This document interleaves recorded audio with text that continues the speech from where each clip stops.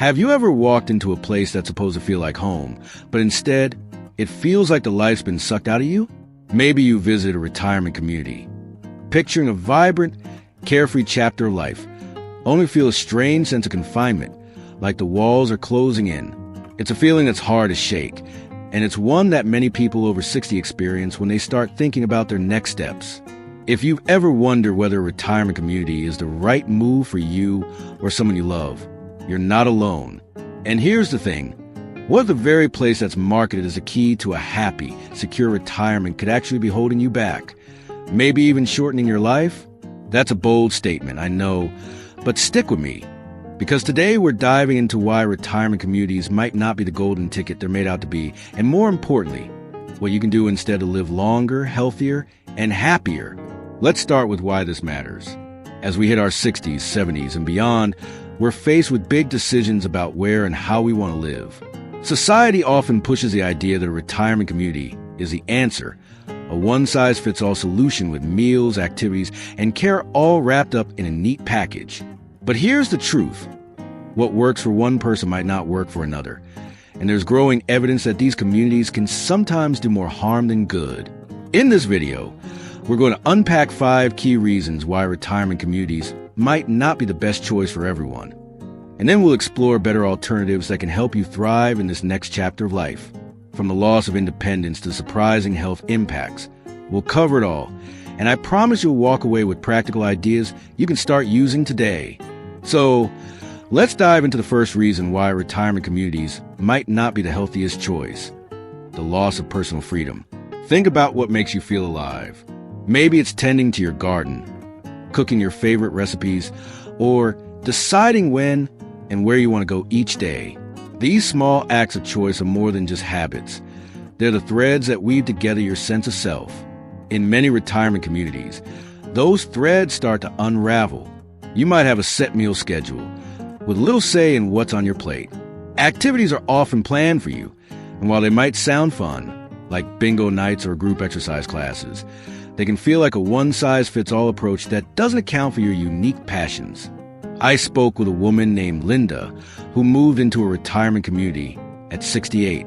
She loved painting and had always spent her mornings sketching by her window, but in the community, her days were filled with group activities she didn't care for, and she felt like her creativity was being stifled. Over time, she noticed her energy fading, not because of age, but because she felt like she was losing control over her own life. This isn't just anecdotal. Studies have shown that a lack of autonomy can lead to higher stress levels and even accelerate cognitive decline. When you're told when to eat, when to socialize, and when to rest, your brain and body start to operate on someone else's schedule, not yours. It's like being a passenger in your own life, and that can take a toll. Now, don't get me wrong. Some people thrive in structured environments, and that's okay. But for many, this loss of freedom can feel like a slow erosion of who they are. The good news? There are ways to preserve your independence without sacrificing safety or support, and we'll get to those alternatives in a bit. Let's move on to the second reason: social isolation, even in a crowd. This one might surprise you. Retirement communities are often marketed as social hubs, with group activities and friendly neighbors just steps away. But here's the catch. Being surrounded by people doesn't always mean you're connected. Many residents find that these communities can feel like artificial bubbles, cut off from the wider world. You might be eating lunch with the same group every day, but are those relationships deep and meaningful, or are they just convenient? I heard from a gentleman named Tom, who said that after moving into a retirement community, he missed the diversity of his old neighborhood. He used to chat with young families, local shopkeepers, and even the kids playing in the park. In the community, everyone was his age, with similar routines, and conversations started to feel repetitive. He felt lonelier than ever, even with people all around him. Research backs this up. A 2019 study found that older adults in retirement communities often report higher levels of loneliness than those living independently, especially if they feel disconnected from family or their broader community.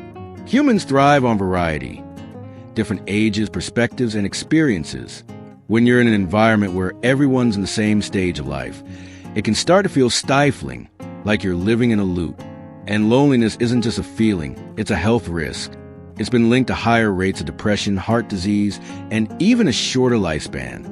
So, while the idea of a built-in social circle sounds appealing, it doesn't always deliver the kind of connection that keeps you vibrant and engaged. Now that we've talked about how retirement communities can chip away at your freedom and leave you feeling isolated, let's explore another critical piece of the puzzle: how these environments can impact your physical health in ways you might not expect. Let's talk about something that hits close to home for so many of us: your physical health. You might think that moving into a retirement community would be a ticket to better health. After all, they often promise nutritious meals, exercise classes, and on-site medical care. But here's the third reason these communities might not be the best choice: they can unintentionally limit your physical activity and overall vitality. Picture this. You're used to walking to the corner store, mowing your lawn, or even just climbing the stairs in your house. These everyday movements keep your body engaged, your muscles strong, and your heart pumping. Now, in many retirement communities, everything is designed for convenience. Your meals are served in a dining hall just steps away. Elevators replace stairs, and staff often take care of tasks like cleaning or gardening. While that might sound like a dream, it can actually work against you. I met a woman named Margaret, who was 72 when she moved into a retirement community. She'd always been active, not in a gym rat kind of way, but through daily life, tending her roses, walking her dog, or chasing her grandkids around the yard. After a few months in the community, she noticed her energy dipping. She wasn't walking as much because everything was so close, and the group exercise classes, while well-meaning, felt repetitive and didn't challenge her. She started feeling weaker, and her doctor warned her that her muscle mass was declining faster than it should. This isn't just Margaret's story. Research shows that older adults who move into highly structured environments often see a drop in physical activity levels, which can lead to muscle loss, reduced mobility, and even a higher risk of falls. Your body thrives on movement, and when life becomes too convenient, you might be robbing yourself of the natural exercise that keeps you strong. It's not just about physical movement, either. The environment itself can play a big role. Many retirement communities are designed with safety in mind, which is great, but that can mean flat, predictable spaces that don't stimulate your senses or encourage exploration. Compare that to a neighborhood where you might walk uneven sidewalks, climb a small hill, or navigate a busy park. Those little challenges keep your brain and body sharp. So, while the promise of convenience is tempting, it can come to cost of your physical vitality, and that's something we're thinking about. Now, let's shift gears to the fourth reason: the impact on your mental and emotional well-being. You probably heard that staying mentally active is just as important as staying physically active as we age. But in some retirement communities, the routine can become so predictable that it dulls your mind. Think about what keeps you sharp. Maybe it's solving a crossword puzzle, planning a trip, or even debating politics with a friend. Those moments of challenge and variety are like fuel for your brain. In a retirement community, the days can start to blur together. Breakfast at 8, bingo at 10, lunch at noon, a movie at 2. It's comfortable, sure, but comfort can sometimes be a trap. I heard from a man named Robert who moved into a retirement community at 67. He'd always been a problem solver, someone who loved fixing things around the house or helping neighbors with small projects. But in the community, there wasn't much need for that.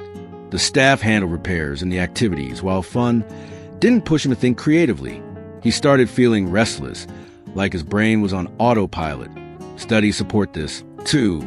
A 2021 study found that older adults in overly structured environments often experience faster cognitive decline than those who live independently or in more dynamic settings. Your brain needs stimulation, new experiences, decisions, and even a bit of unpredictability to stay healthy. When life feels like it's on repeat, it's harder to keep that spark alive. This ties into something deeper: purpose. We all need a reason to get out of bed in the morning, whether it's helping a grandchild with homework, volunteering, or pursuing a hobby you love. In some retirement communities, that sense of purpose can slip away. You might feel like you're just going through the motions, and that can weigh heavily on your emotional health. It's not about being busy. It's about feeling like you matter, like your actions make a difference. When that's missing, It's easy to slip into feelings of apathy or even depression, which can take a serious toll on your overall well-being. As we've explored how retirement communities can limit your physical activity and dampen your mental sharpness, it's clear that these environments don't always deliver the vibrant life they promise. But don't worry, we're not just here to point out problems. Let's start looking at solutions, because there are better ways to live that can keep you healthy, engaged, and truly fulfilled. So, we've talked about how retirement communities can sometimes chip away at your freedom, leave you feeling isolated, limit your physical activity, and even dull your mental spark. But there's one more piece to this puzzle, and it's a big one. The financial and emotional cost of these communities can create stress that weighs you down in ways you might not expect. Let's dive into this fifth reason. When you sign up for a retirement community, you're often looking at a hefty price tag, sometimes tens of thousands of dollars a year or more, depending on the level of care.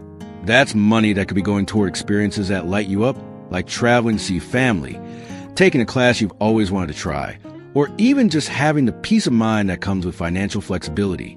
I spoke with a woman named Susan, who was 70 when she moved into a retirement community. She thought it would simplify her life, but the monthly fees started eating into her savings faster than she expected.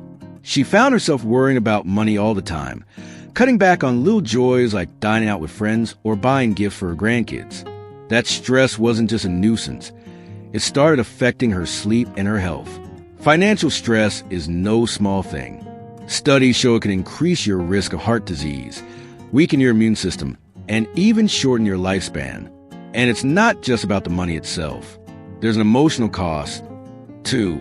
When you feel locked into a community because you've invested so much, it can feel like you've lost control of your future. What if you want to move closer to family or try a different lifestyle? Those choices start to feel out of reach, and that sense of being trapped can chip away at your happiness. The irony is, you moved in for security, but the cost, both financially and emotionally, can leave you feeling anything but secure. Now, let's flip this around and talk about better alternatives, because that's where the real magic happens. You don't have to choose between safety and a life that feels vibrant and fulfilling. One option is aging in place with a twist. This means staying in your own home or familiar neighborhood, but setting it up to work for you as you age.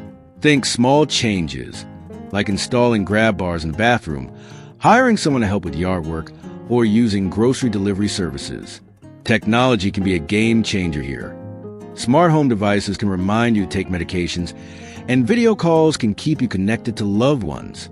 I know a man named George, who's 75 and still lives in his own house. He hired a part-time aide to help with cleaning and joined a local walking group to stay active. He says he feels more in control of his life than ever, and his doctor is thrilled with his health. Another alternative is co-housing or shared living arrangements. This is where you live in a community, but it's not the cookie-cutter retirement community model.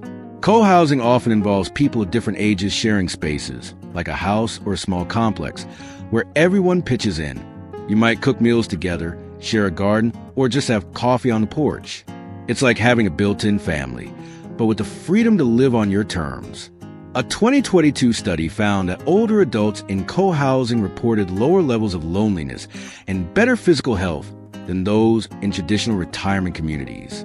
Plus, it's often more affordable, since you're splitting costs. I heard about a woman named Claire, who moved into a co-housing setup at 68. She lives with two younger roommates, a teacher and a nurse, and says their different perspectives keep her young. They share chores, swap stories, and she's even picked up new hobbies, like yoga. If staying put or co-housing doesn't feel right, consider downsizing to a vibrant, walkable neighborhood. Look for a place with easy access to parks, shops, and community centers.